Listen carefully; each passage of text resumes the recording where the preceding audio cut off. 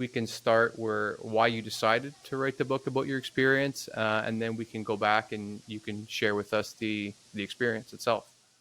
Okay.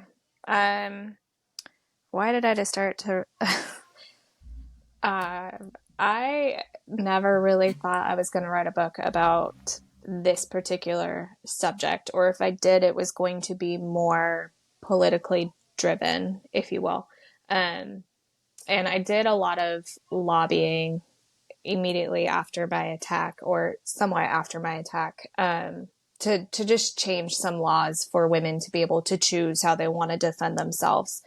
And in that process, it became very, very clear to me from the reactions I was receiving from people that as a whole, our society everywhere really doesn't care that women are being raped every minute of every day across the globe. And that is a really strong statement. And I know that it's somewhat of a blanket statement, so stick with me because I don't want to offend anybody. Um, but I say that because when I would sit down with lawmakers privately, or even after conferences, I would get comments and questions about, well, what were you wearing? Is there anything that you could have done differently? Or after they hear my story, they give me an anecdote of what I could have, should have done to prevent my attack. I've been asked, well, shouldn't you just get over it by now? Can't you just No. move on? It was only a few minutes of your life. Get over it.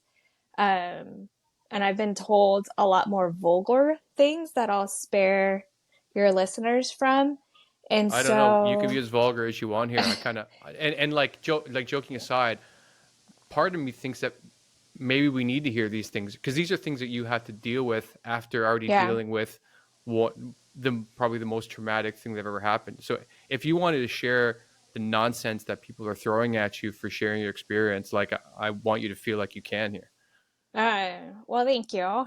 It is in my book. I didn't hold like any punches, but so in the same right, like in the same moments or in the same conferences, I would always have a line of women waiting to talk to me because they too had been raped and that didn't and for a lot of them I was the very first person that they ever confided in.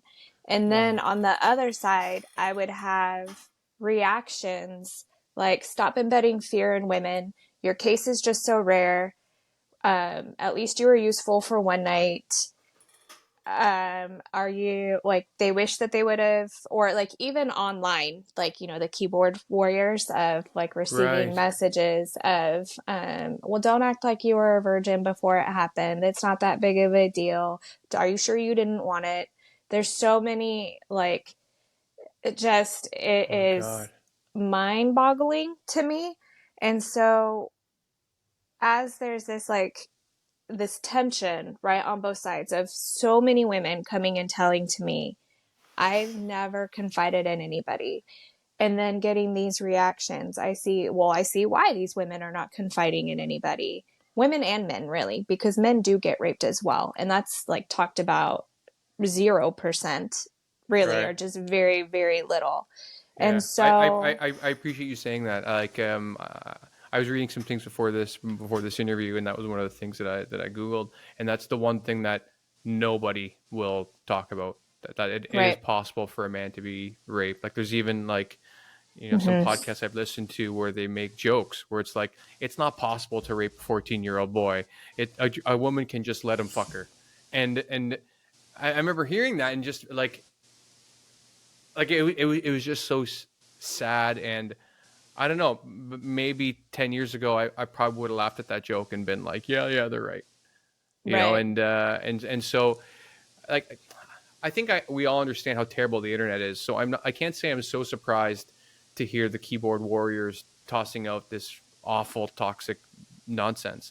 But I hate to say it, but like I am surprised that someone would come and up to your face and say something horrific like that, as if they felt so compelled that like they had to wait in line to do it. Like that's messed Right. up.